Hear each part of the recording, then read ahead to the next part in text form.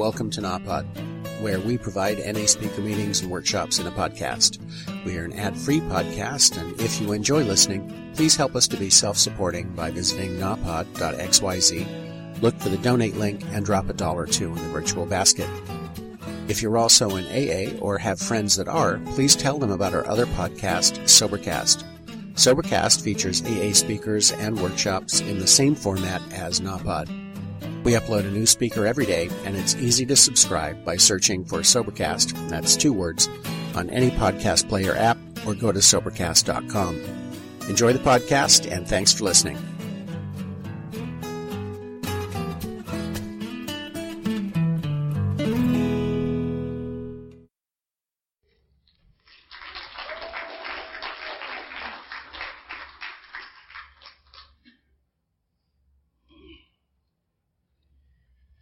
My name's Corndog, and I'm an addict.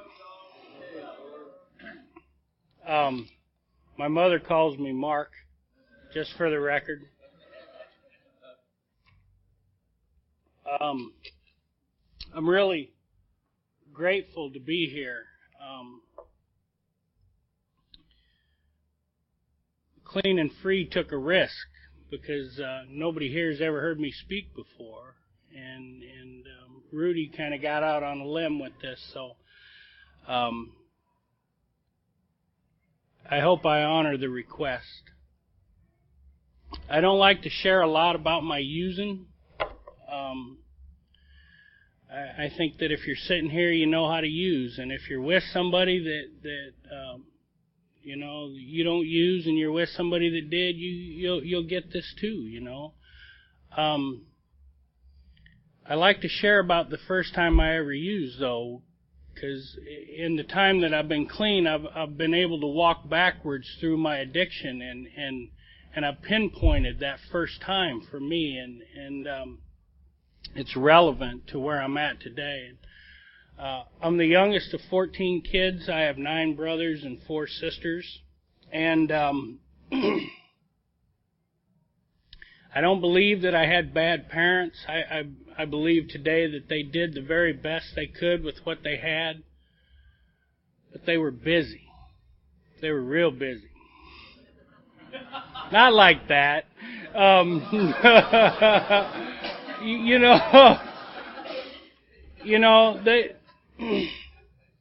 They had a lot of negative, with 14 kids. And I'll tell you that by the time I was born, not everybody was at home. I didn't grow up in a house like that but there were probably 9 or 10 of us still lived at home when I was born, and they dealt with all this negative all the time. I mean, managing 10 kids in a household is a full-time job, and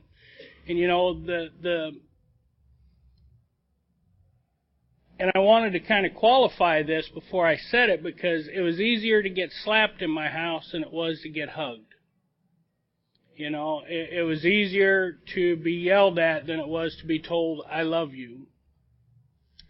And so I developed this habit of, I knew every night 5, 6 o'clock was dinner time, and I'd come busting in the back door, and Mom would be in the kitchen, and she, invariably would always say, where you been and what have you been doing?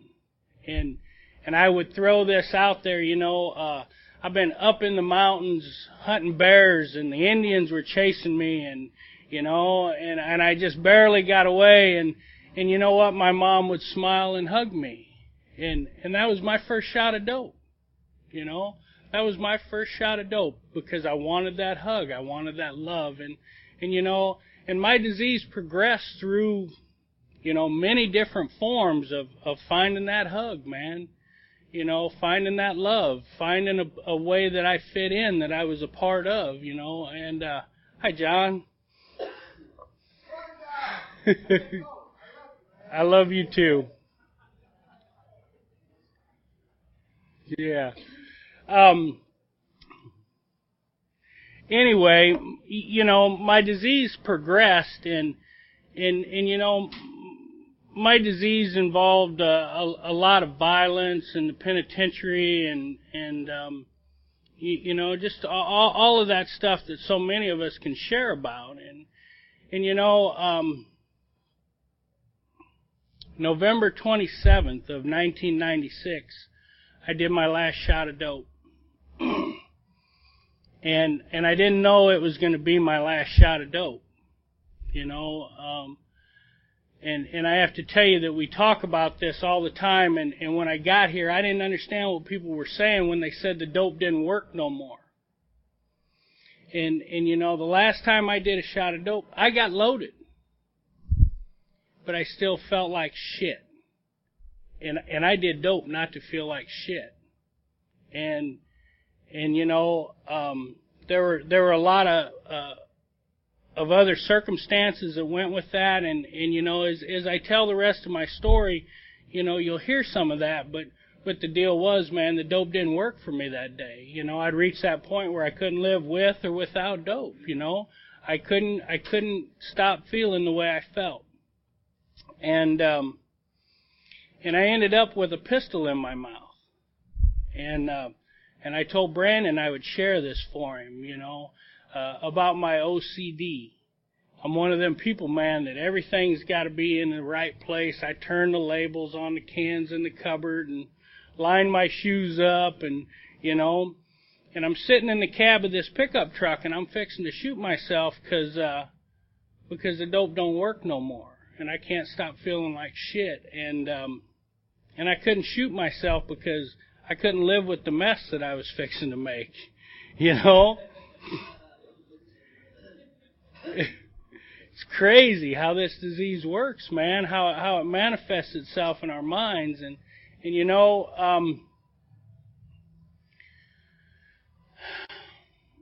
I'd been to the penitentiary 3 times by the time I reached this point, and anyway, I'll get it right. I was actually headed back for the 4th time, and I didn't care. The penitentiary was cold comfort for me. Somebody was going to do my laundry, and they were going to cook my meals, and my wants and needs would be taken care of. And I don't know what happened. I don't know what happened that night. I believed I reached out to a God that I didn't believe in, that I didn't think existed, and I had a prayer answered. And I ended up, I like to talk about some of the miracles in my life, some of my second step stuff, because this was second step stuff for me, but I ended up in this treatment center in Omaha, Nebraska, where I couldn't have went if I didn't have an honorable discharge from the Army. And the deal with that is that I was court-martialed in the Army, and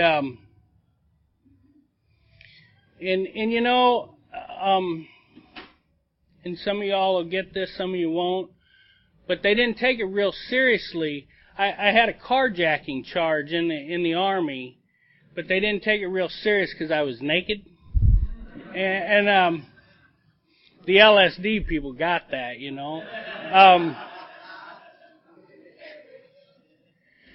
and I was court-martialed, and I mean, it was a serious deal. And they took all my rank, they took my money, everything they could do to me, give me hard labor without confinement. But at the end of that deal, man, I didn't want to be there anymore. At the end of that hard labor, I didn't want to be there. I didn't feel like I fit in, like I ever felt like I fit in. And I remember going to my commanding officer saying, man, I don't want to do this. I don't want to be here. And you know what? I was willing to accept whatever he gave me so I could leave. And you know what? That was in 1984. And he wrote me an honorable discharge. And I was home in 3 days. And I never understood how I ended up with an honorable discharge. I never believed I deserved an honorable discharge. But But, you know, a little bit later in my recovery, as I'm working a second step, and where it talks about, you know, we came to believe that a power greater than ourselves could restore us to sanity, it was clear evidence to me that a power greater than myself was working in my life a long time before I would ever acknowledge there was one. You know, that's the only explanation I have for that situation. And you know, this attorney that I had seen on this case that I was going back to the penitentiary for the fourth time had gave me a list of treatment centers. If you've ever been to the penitentiary, if you've been more than once, you might think you're a lawyer, because I did, you know, and I thought we could beat this dope case, and he didn't believe that we could. And I remember handing him the money, and I said, look, man, just do what I tell you to do, and we'll get through this, you know. And he said, I'll take your money, but I can't help you. And as I'm walking out the door, you know, I said, well, it don't make no sense for me to leave no money if you can't help me. And as I'm walking out the door, he said, listen, I didn't say you couldn't help yourself. And for the first time in my entire life, man, I mean, at 31 years old, I heard somebody say, you have a drug problem.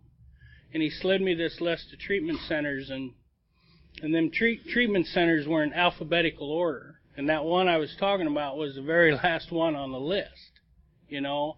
And I called every other treatment center on that list, and the only place that had a bed was that last one, you know. The end of November in Nebraska, our homeless shelters empty out and our treatment centers fill up. That's the reality of it, you know. So I end up in this treatment center, and I got to tell you that I said November 27th was the last day I used. I called the 28th of November my clean date, you know, 1996, and that was Thanksgiving Day, and I didn't get into treatment until the following Wednesday, and you know, I heard a friend of mine describe it as stark raving clean, and that's exactly what I was when I got to this treatment center. And you know, when I walked in, they had a part of their program was that they had a different 12-step fellowship come in every Wednesday night. 7 o'clock, they had a meeting, you know, and the first Wednesday, this was like December 2nd or 3rd, and the first Wednesday of the month happened to be Narcotics Anonymous. So my very first meeting ever was a Narcotics Anonymous H&I meeting. And this guy comes in, and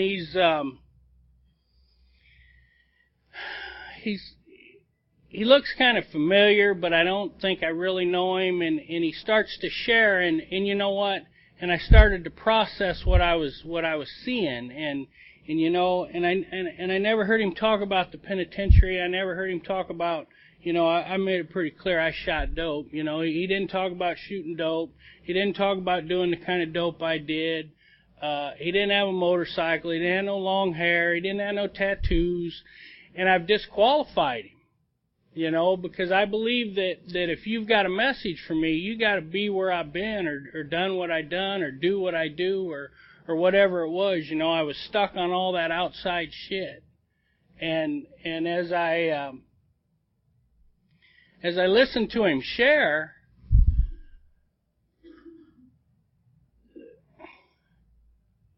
you know, they say that when the student's ready, the teacher will appear. Well, that was my situation, man. I was done doing dope. That day when I did that last hit, I was done. You know? And do I believe that my recovery is a given? Absolutely not. But I was done that day, you know. My miracle happened, you know. And I figured out it's my job to sustain that miracle, you know. That's part of what I'm doing right now. But you know, this guy started sharing, and he shared about fear and shame and guilt and loneliness and degradation and dereliction and all of the things, man, that make up addiction. And I'm sitting in this room and I'm the only biker, long-haired, tattooed. I think I'm the toughest son of a bitch in the room. I can take all these guys, because that was part of my inventory when I would walk into a room. All right, who do I got to get first? That mentality. Which one do I got to? Who's the biggest threat? And I'm going, there's no threat in this room, And this guy's sharing about all these things, and I find myself crying, because he shared a clear, precise, Narcotics Anonymous message. He didn't talk about me. He didn't talk about what he had to offer me. He talked about himself. And I didn't have nothing to argue with. I couldn't, there was nothing he said that I could refute, or that I could, say wasn't true, because all he talked about was himself, and about where his addiction took him, and what it was like for him, and what, what had happened and how it was now. And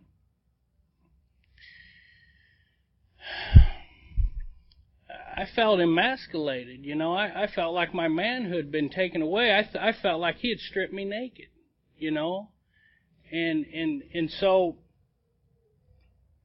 part of my story is I was married when all this went on, and every time I'd get out of the penitentiary, I'd come home, I'd force my wife into treatment because she was doing too much dope, and she was getting in the way of my using. I had an agenda, and she needed to be out of the way for a minute, and so I'll tell you, this is some of my fifth step stuff. But I would force her into treatment, and then when she would come home from treatment, I made it hard for her to go to meetings. I would accuse her of going to meetings to meet men and to shirk her responsibility with her children and things like that, and you know what? That was one of the hardest things for me to get real about in my fifth step, man, because I don't think I'm responsible for her recovery, but I made it really hard for her to stay clean while she was married to me, And I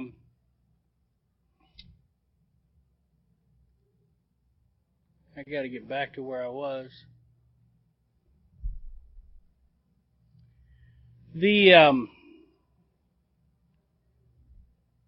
I lost it.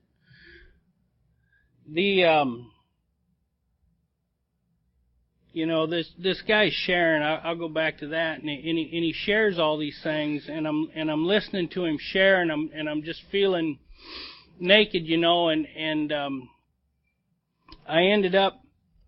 Oh, I know. My point was, I knew I needed a sponsor. I'd heard her talk about a sponsor. She'd brought enough Narcotics Anonymous home that I knew that the first thing you were supposed to do was get a sponsor.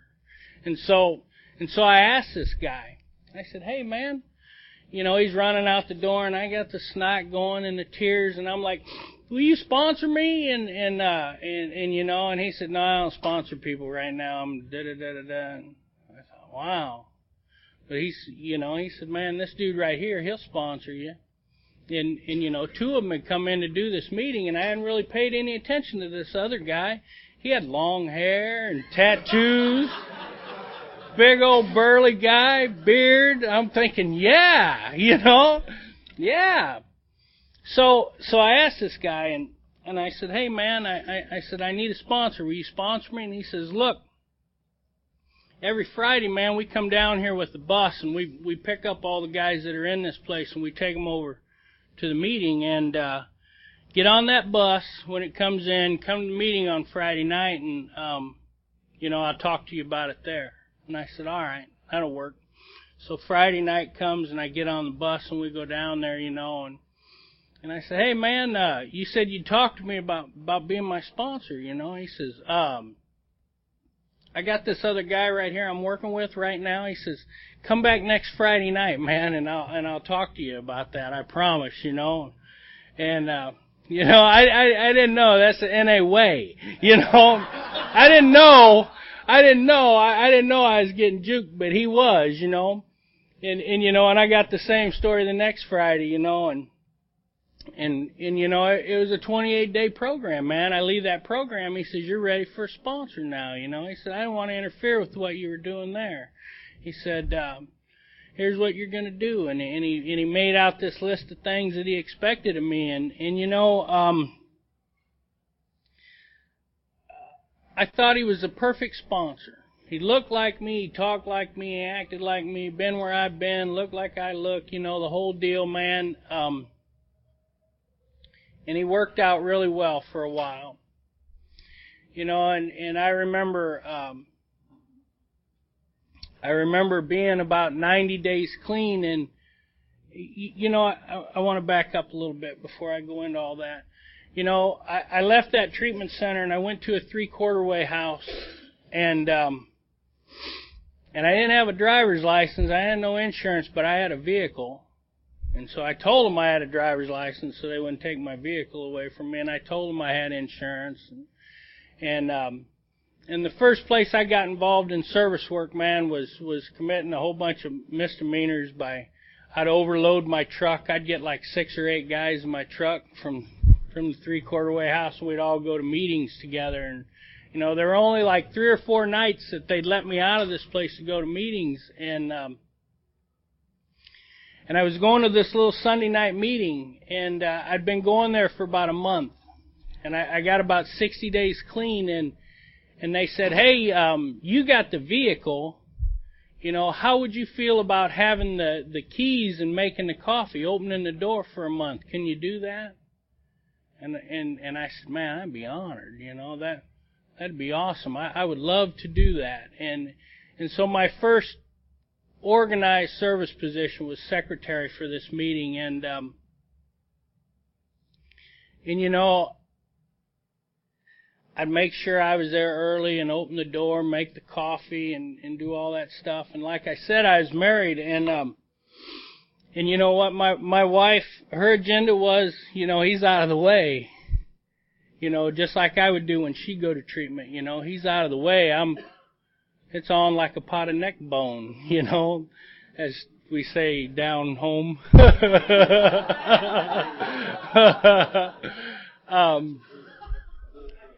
Well, and I'm a roofer, and I, you know, and this is winter time in Nebraska, so the work's real slow, so I'm cutting it to go home every once in a while, you know, see my wife, and, you know, and they're telling me, "Don't go home, man, that ain't a safe place, you know, if you go home, we're going to take your wheels," and you know, I wasn't willing to follow that direction, and you know, I show up at the house one afternoon unannounced, and I walk through the front door, and my wife's sitting in the living room doing a shot of dope. And you know, like we say back home too, that's where the shit hits the fan. Because you know, I didn't have a program. You know, I was running on about 60 days clean, 70 days clean, something like that. And I didn't have a whole bunch to fall back on, you know. And I got sick. I threw up on myself, and I couldn't stay in the room because my thoughts were, take that dope from her and do it, you know. That was all I could think in my mind, was take that dope and do it. And you know, and I stepped back out the door, and I collected myself for a minute.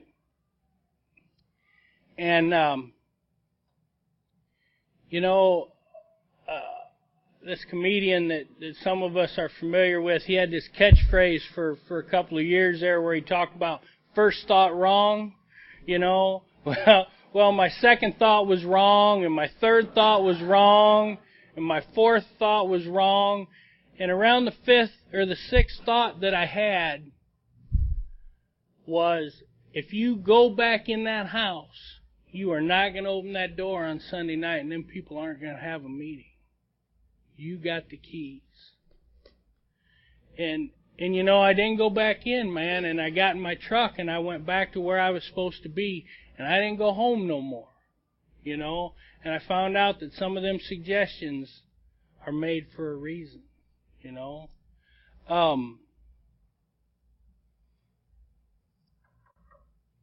That was 11 and a half years ago or so. I ain't been without a service position since then.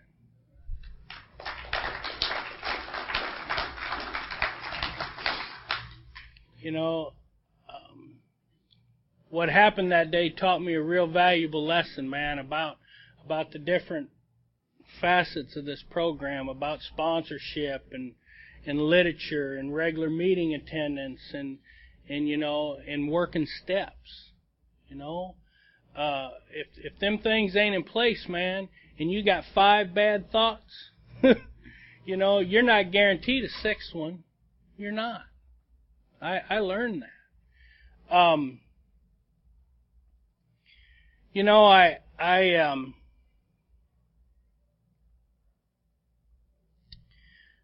ended up leaving that treatment program and getting out of that 3/4 way house and I got really involved in service work in Narcotics Anonymous. That sponsor of mine, that perfect sponsor, looked like me, acted like me, talked like me guy. He was the H&I chair, and you know, the result of that dope case I had, and this was a first for me. The dope case that I came in with, man, when they sentenced me, I had found some level of humility at about 4 months clean, and I went in front of the judge, and he said, "Do you have anything to say before I sentence you?" And you know, I was hooked on NA, man. I was hooked on what was going on here, and I said, you know, I found something here that I've never found anywhere else in my life, and you know, it really don't matter if you send me back to prison because it's just prison. But when I come home, I'm coming home clean. And you know, and he looked at me and he you know, I have quite the case history, you know, and he tapped it and he says, "This right here says that if you ever stop doing what you're doing, I'll see you again."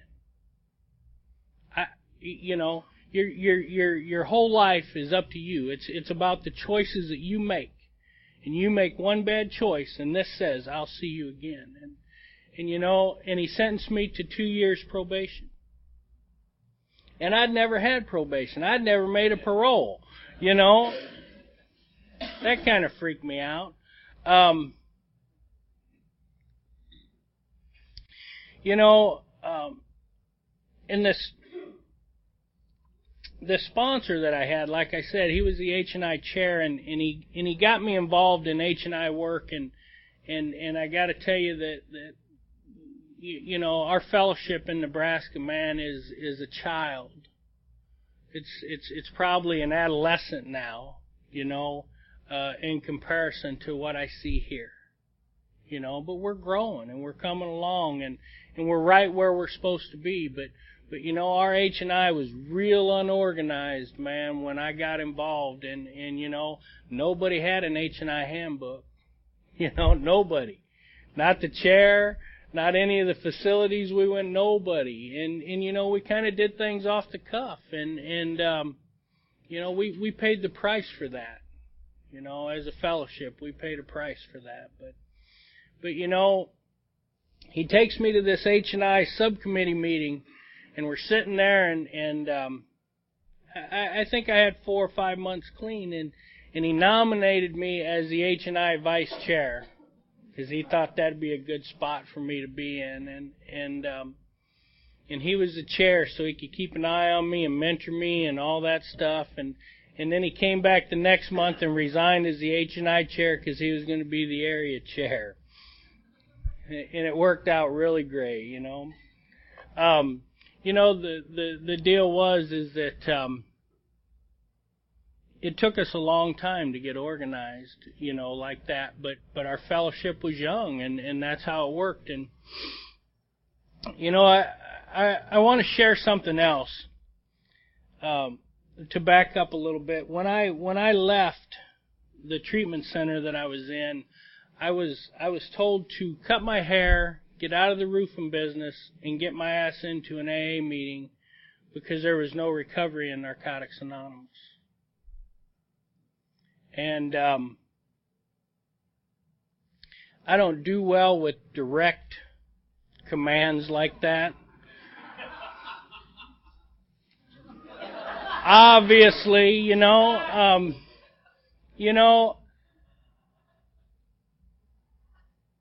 I'd listened to all that treatment jargon and all the stuff that goes on there, and one of the things they'd said to me is, don't be part of the problem, be part of the solution.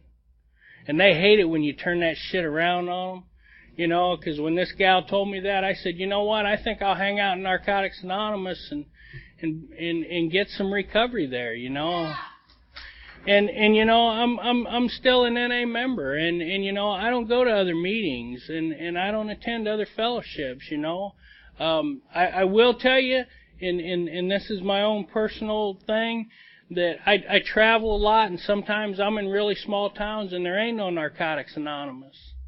And so I'll hit other meetings if that's where I need to be that day, If that's where I need to be, I'll go, but it ain't something I do out of choice, it's something I do out of necessity, And I am grateful to the other fellowship, because without them we wouldn't be here. I ended up the H&I chair in Nebraska, and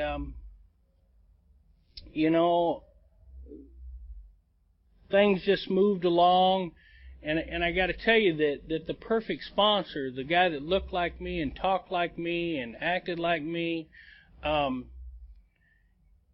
he wasn't a real step worker, and therefore I wasn't a real step worker, and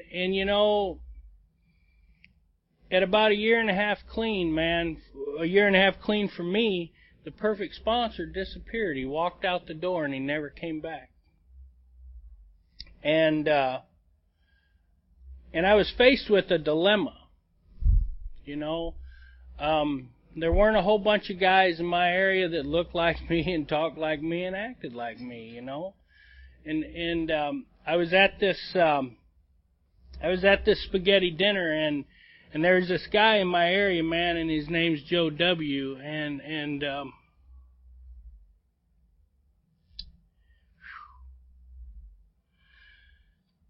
And he looks like a cop. I don't know how else to describe it.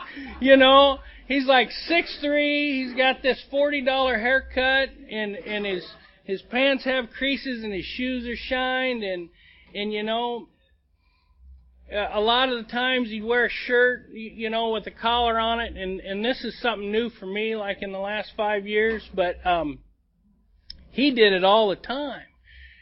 But you know what, man, I'd hear him in meetings, man, and he'd share good shit, and I would see him interact in the fellowship, and what he shared matched what he said,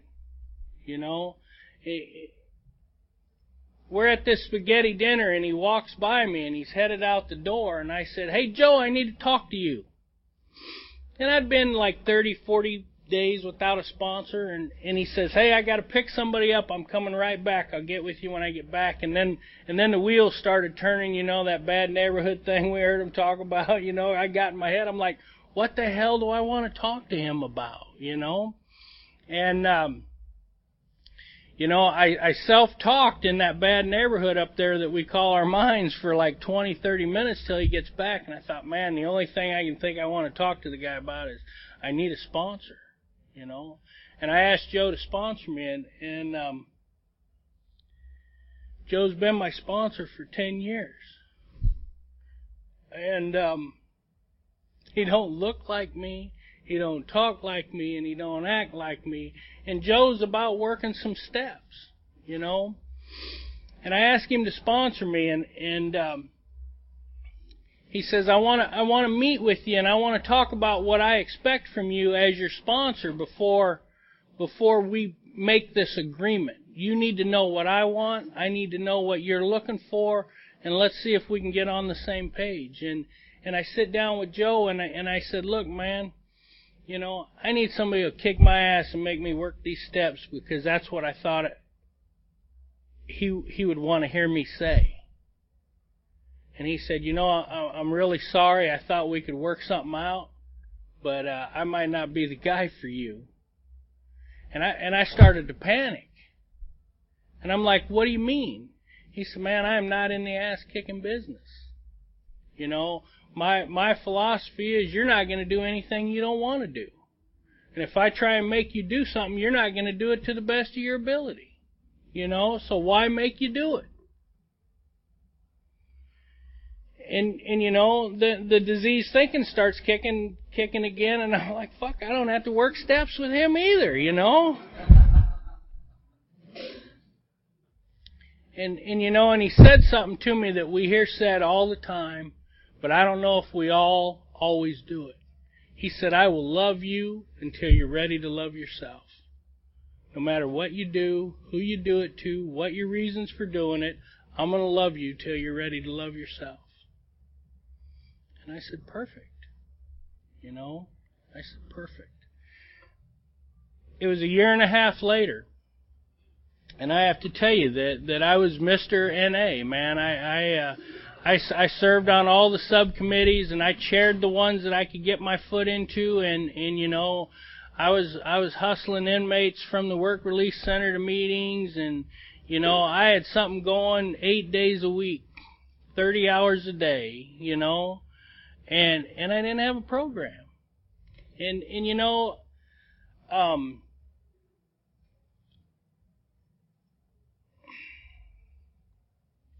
I believe that all of us work most of the first step before we get here. I truly believe that you got to have a real good grip on the first step to walk into your first meeting and sit down. I did. But see, in my arrogance, I thought I understood the first step. I thought where it said addiction, I thought that meant dope. And that don't mean dope.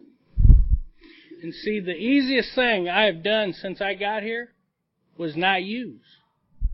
Not using is simple. If you don't put it in your hand, it can't get in your body. It's that simple. I have not touched any dope since I got here on my own. I've helped flush some dope, but not using is the simplest thing I've done since I got here. I talked about earlier about it was easier to get slapped in my house than it was to get hugged. I learned as a child that sometimes you had to hit people to get things done. I brought that behavior into recovery with me.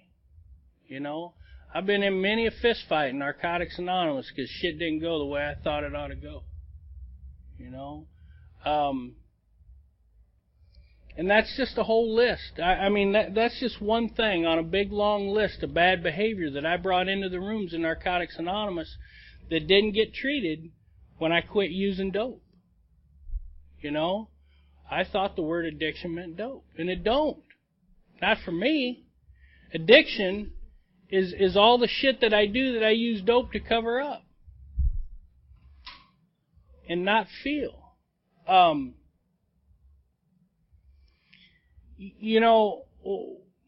of my biggest struggles, man, has been my sexual behavior in Narcotics Anonymous. There were some women here when I got clean, man, that had a lot of time, that thought I was an attractive guy, and they didn't have a problem letting me know it. And it's like any other, and you know what? I ain't trying to place no blame nowhere, because I did what I did.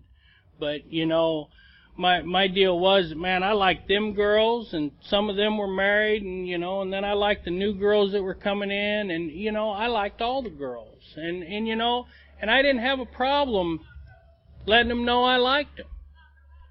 And I gotta tell you that at 3 years clean, I hit a bottom, man, on my sexual behavior. That I had created an atmosphere in Narcotics Anonymous where I didn't feel welcome. They considered me a predator. They thought I was unhealthy, that, no matter how many service positions I held or how good my recovery looked, I was a sick individual, man. And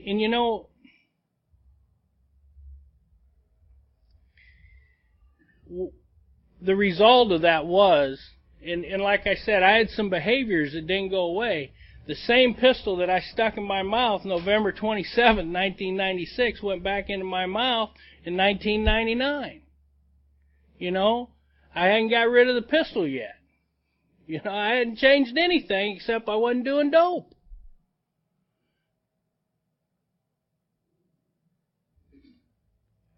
I didn't know what to do. You know, I got to tell you that I believe Narcotics Anonymous is the last house on the block for a true addict. You know, and I had fucked that up.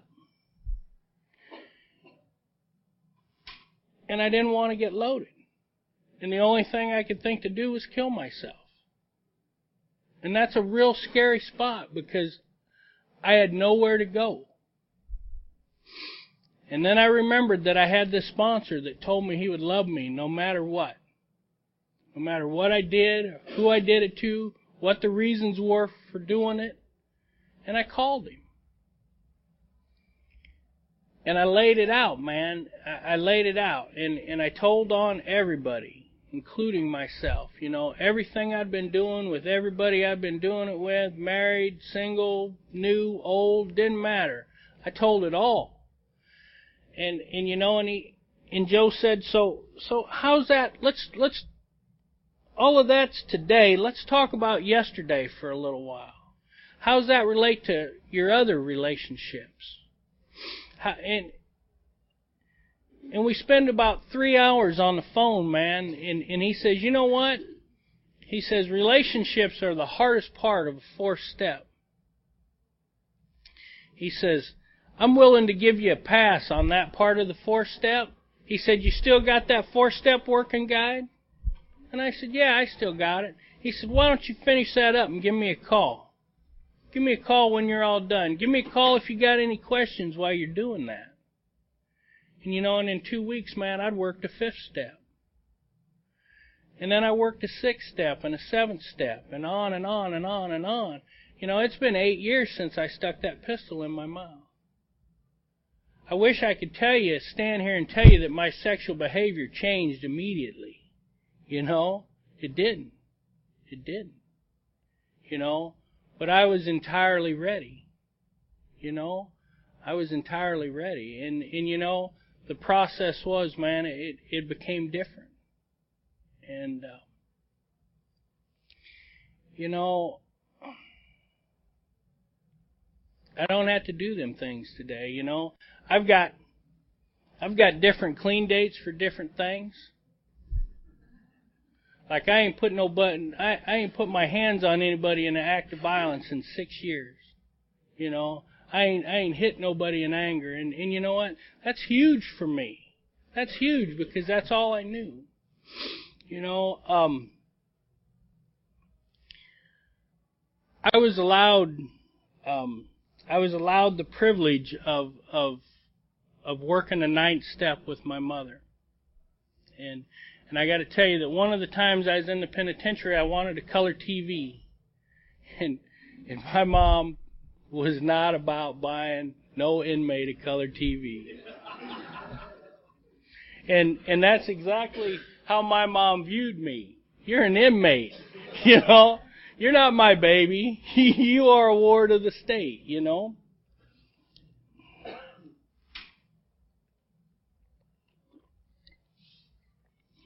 And I manifested in my mind this relationship with my mother since I was a little bitty baby about what a horrible mother she was and how she mistreated me and abused me and you know. And I didn't speak to my mother for 9 years. And I got to tell you that when I talk about being the youngest of 14 kids, my mom had 4 and my stepmother had 10. And I got 2 or 3 stepfathers, you know. I mean, we were good Catholics, but we moved around a lot, you know.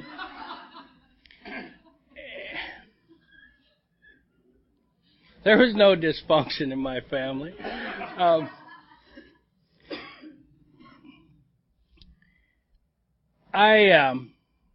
was about 18 months clean, and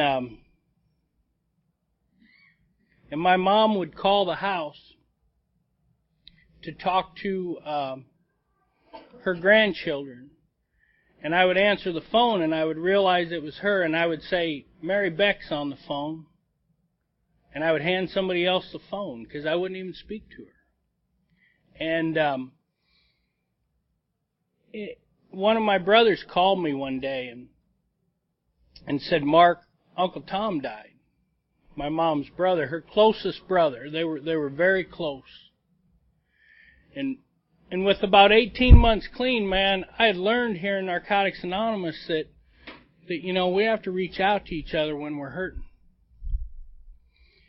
And I didn't have what I needed, to reach out to my mom. I didn't. And I remember talking about it with my first sponsor, and he said, you know what, all you have to do is call and say, you know what, I heard about your loss and I'm sorry. I'm sorry you lost your brother. And so I made that phone call, and that was a really hard phone call for me to make. I mean, because I still, I had manifested that horrible childhood that I had in my mind, and it was all bullshit. I mean, I had a great mother. She loved me. She wasn't about no bullshit. She wasn't about buying color TVs for inmates or any of that kind of shit. But she loved me. She always loved me, and she took care of me, I mean, she was a great mother. And so I called her and I said, you know what, I'm sorry about your brother dying. And she said, what do you want? And I said, I just want to tell you I'm sorry about your brother dying. Thanks. And she hung up on me. But you know what? That started a dialogue.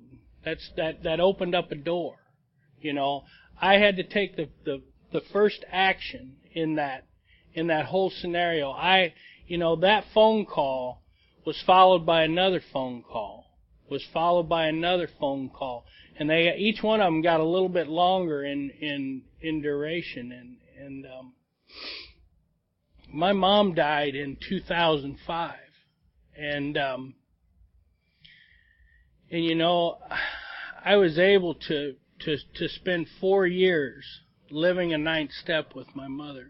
In the last couple of years, she was alive. She was really, really sick.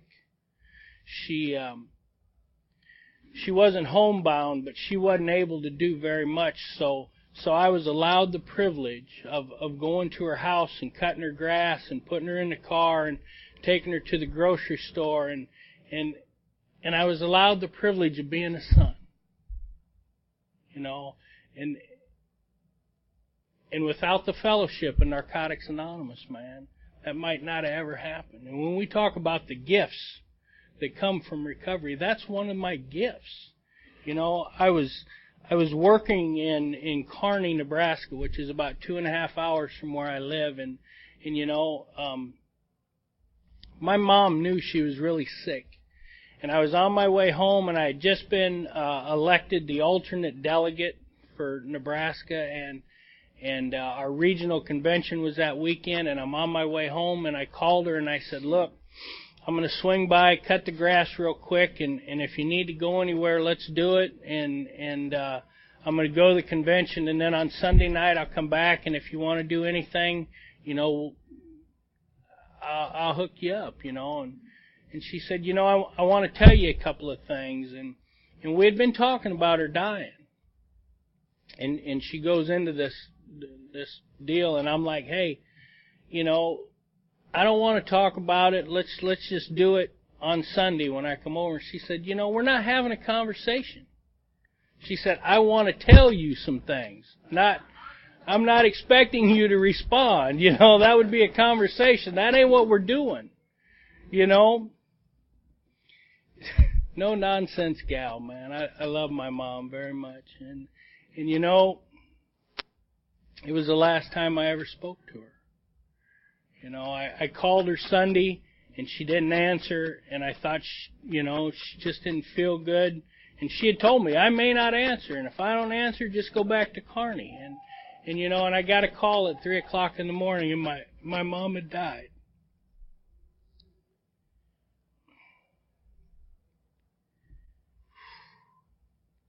the last thing my mom ever said to me was, "I love you and I am so proud of you." You know, I spent 7.5 years in the penitentiary. I was essentially institutionalized from like age 15 to almost age 30.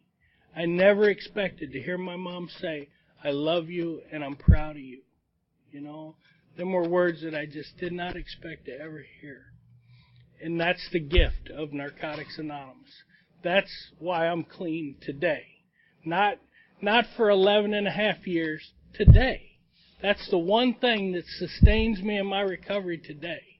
I have a 23-year-old son that's serving in Iraq right now.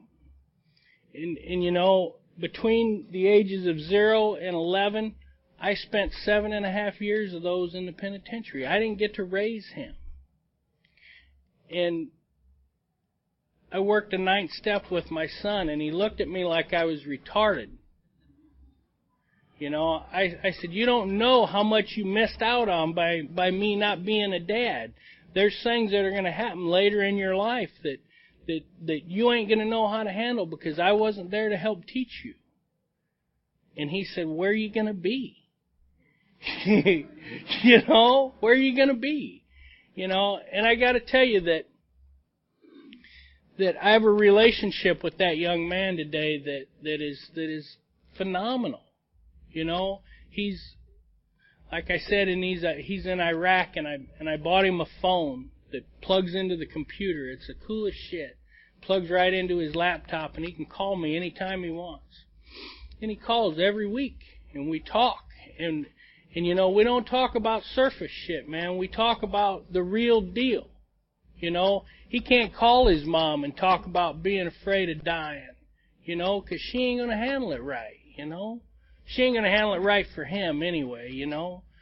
And I get to do that for him, you know, and you know, it's just phenomenal. And you know, I heard some of the other speakers, you know, talk about, you know, raising their children.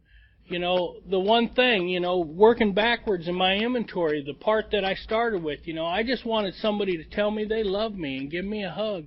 My son can't get in my face without getting a hug, you know, and he can't be in front of me and leave without being told, "I love you." He can't hang up the phone without me saying, "I love you." My son doesn't have to, you know, that's breaking the cycle of this disease, you know. Is providing what I needed so much. When I worked my 9th step with my mom, and you know, and I mean, when I took my list in and sat down and said, because, you know, there was so much that happened in our home, you know, shit would disappear, and with 8 or 9 kids around, they had, you know, everybody got an ass whipping, you know, and you know. So I had to go back and make amends to my brothers and sisters too. But I took my list. I took my list. I don't know what's on theirs, and I don't care. But I took my list in there, and I said, "You see all this, Mom? All this is mine. I'm the one who took that pistol. I'm the one that took that turkey roaster. You know, I don't even know what I did with it. But you know." I put on a pot of neck bone, yeah. You know, and we had a conversation about my dad. And my dad died in 1990, and I was in the penitentiary, and it was a really hard deal for me because I was Daddy's boy too, as the baby. Dad was the codependent. If Mom wasn't, Dad was. And you know, it was real grievous for me when my dad died, man, because my hookup was gone, you know. But I wanted to talk to my dad had this disease, and I wanted to talk to my mom about you know, how I felt about my dad having this disease, and you know, and I learned a very, very, very valuable lesson, man. And the lesson I learned is we do the very best we can with what we have. And my dad's story was his mother was a prostitute, and she had 6 kids, and they were locked in closets or pushed under beds while she turned tricks, and then when it got too ugly, man, they all got farmed out to different foster homes, and you know what, in the 40s and the 50s, man, foster homes weren't no great deals, and they got abused there, and you know what, my old man never gave an ass whooping that wasn't due. He might have handed them out freely to everybody because somebody wouldn't cop to what was real. But you know what? He never whooped an ass where it wasn't due. And what I remember about my dad is that my old man never did anything with me that he couldn't do without a beer in his hand. We never played catch, but we went fishing. We went to a lot of stock car races. We went to a lot of baseball games, shit like that. And so I through that self-inventory, I wanted to blame him for me being an addict. He could never tell me he loved me. He could whip his wallet out and peel off a couple hundies, but he couldn't say I love you. I got this whole addiction thing figured out, so I go in and I lay that on my mom. Dad fucked me up. And she said, "What are you talking about?" And she told me my dad's story. She said if you'd have asked your dad, he was the best possible father he could have been, because based on where he came from, he did a hell of a job. My old man brought the paycheck home every Friday, and it went right in the bank, and the rent got paid, and the groceries got bought, and the lights were on, and the heat was on, and she said your dad did the very best he could with what he had. And now I have to take that on. I have to do the very best I can with what I have. I'm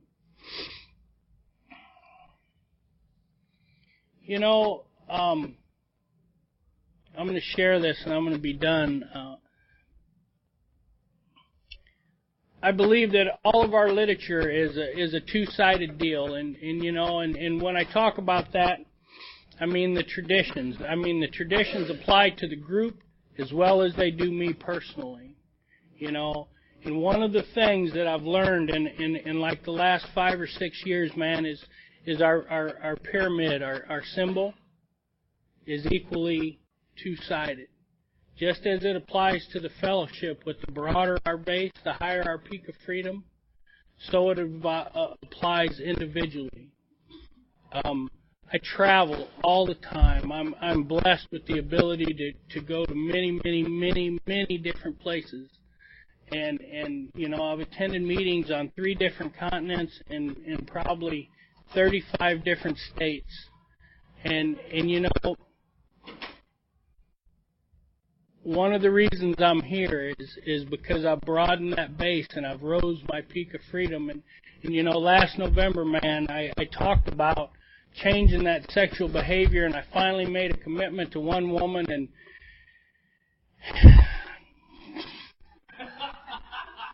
it wasn't the right one.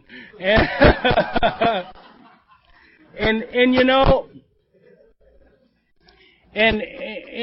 I got my heart broke. And I can stand here at the podium today and laugh about it because I'm at this podium because of that circumstance, man. In November, I flew out here to spend a week with Johnny and Brenda, and I met Rudy, and I slept on their couch, man, and I healed in a place where it was okay for me to heal, because this woman was in the fellowship in Omaha, man, and lines got drawn, and situations got exaggerated, and all the shit that we do to each other, man, happened.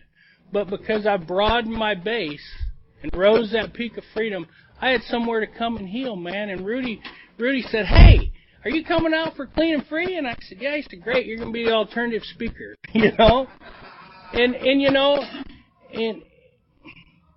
And I just heard Karen share it in the other room, man. And there was a name that didn't get read on that list, and that name is Randy Dybing, and he was from Sioux Falls, South Dakota. And when Randy died, he had about 24 years clean in Sioux Falls, South Dakota. And 24 years clean ain't a long time around here, 24 years is dinosaur shit in Sioux Falls, South Dakota, man. You know, but I heard Randy stand at the podium, man, and he said, you know what, I'm grateful for every shot of dope I ever did, and I'm grateful for every day I spent in the penitentiary. I'm grateful for every failed relationship and every lost job, because if them things didn't happen, this moment right now might not be happening. So I have to be grateful for my past. I've shared a lot of things tonight, but I want to summarize all of it, and I do it in this way. When I got here, I was racist, I was homophobic, and I was a male chauvinist, and I didn't like men. And when I went to that 3/4 way house, they stuck me right in a room with a homosexual. And it just made me nuts, man, because I hadn't dealt with all those issues yet. But you know what? Like all the issues that I walked in here with, man, God found a way to transcend all that and to move me past that, to get me a place where I could hear things and see things and be a part of instead of apart from. And you know what that man told me? He said, this is a really simple program for complicated people. And he said, I can summarize, and I'm using his stuff, man, and he's dead. He drank himself to death because he couldn't take his own advice. But he said it's just this simple. Don't use, be kind, and be helpful. And if you're looking for God, He's in kind and helpful. Thanks for letting me share.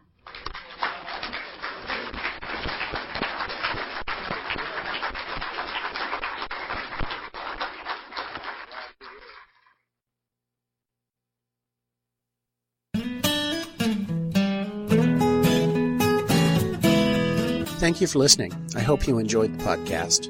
Please help us improve our ranking so others can find us by putting a review on Stitcher, iTunes, or your favorite podcast index. NAPOD is ad-free thanks to the folks supporting the show with $1 more per month. If you enjoy listening, you can join them by going to napod.xyz and looking for the donate link. Thank you for listening. Have a great day.